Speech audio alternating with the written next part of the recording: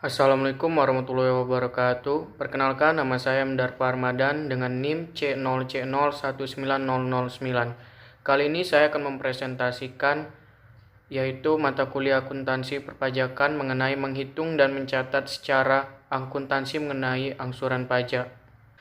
A. Konsep perhitungan dan pencatatan PPh pasal 25, yaitu yang pertama perhitungan PPh 25.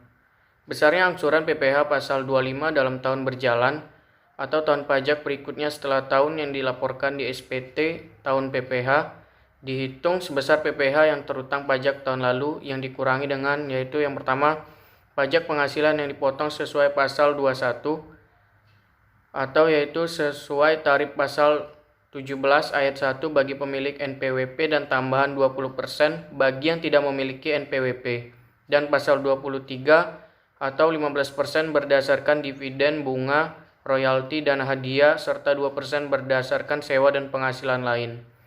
Serta pajak penghasilan yang dipungut sesuai pasal 22, yaitu pungutan 100% bagi yang tidak memiliki NPWP. 2. Yaitu pajak penghasilan yang dibayar atau terutang di luar negeri yang boleh dikreditkan sesuai pasal 24, lalu dibagi 12 atau total bulan dalam pajak masa setahun. Lalu yang kedua yaitu B. Mekanisme pengkreditan pajak. Kredit pajak adalah jumlah pembayaran pajak yang telah dibayar atau diperhitungkan oleh wajib pajak di awal periode. Jumlah pajak yang dibayar ini merupakan akumulasi dari pajak yang dipungut oleh pihak lain, serta dikurang pajak terutang.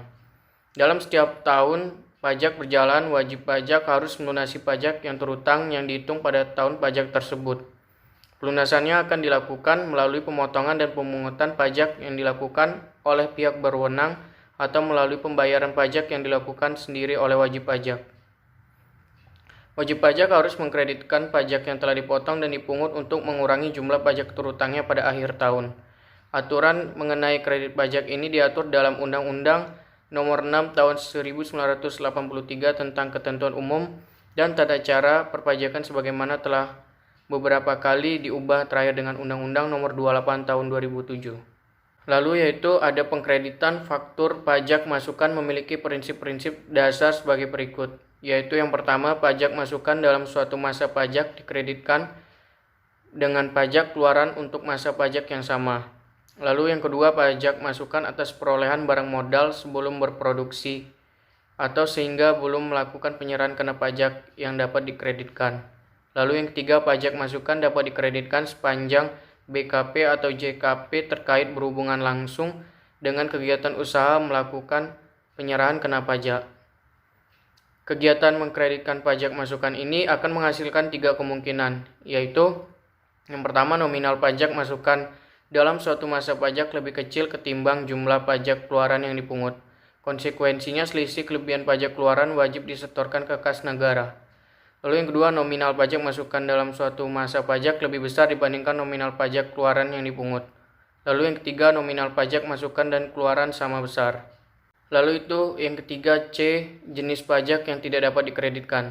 Dalam perhitungan PPN, sangat penting bagi pengusaha kena pajak untuk mengetahui bahwa PPN atas barang kena pajak dan atau jasa kena pajak yang telah dibayarkan pada saat perolehan barang kena pajak dan atau jasa kena pajak tidak sesuai semua dapat dikreditkan sebagai pajak masukan.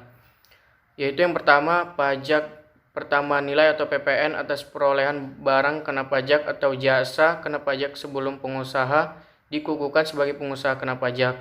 Lalu yang kedua, PPN atas perolehan barang kena pajak atau jasa kena pajak yang tidak mempunyai hubungan langsung dalam kegiatan usaha.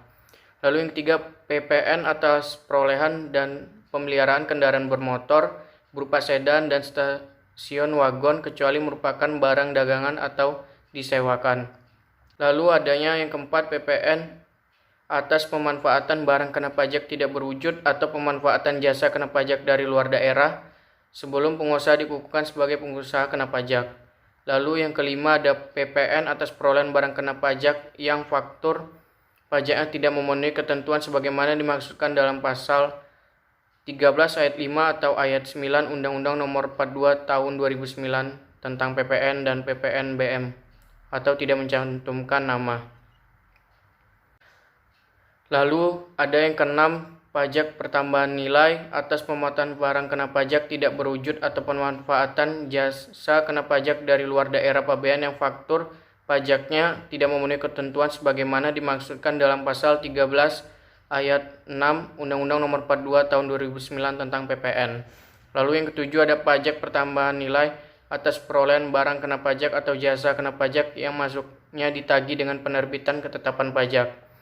Lalu yang ke-8 ada PPN atas perolehan barang kena pajak yang pajaknya masukannya tidak dilaporkan dalam surat pemberitahuan masa pajak pertambahan nilai yang ditemukan pada waktu dilakukan pemeriksaan.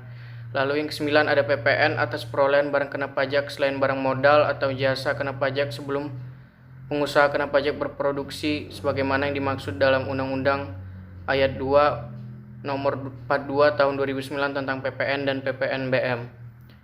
Dan yang ke-10 ada pajak masukan yang tidak dapat dikreditkan tetapi belum dikreditkan dengan pajak keluaran pada masa pajak yang sama, tidak dapat dikreditkan pada untuk masa pajak lebih dari 3 bulan setelah berakhirnya pajak yang bersangkutan.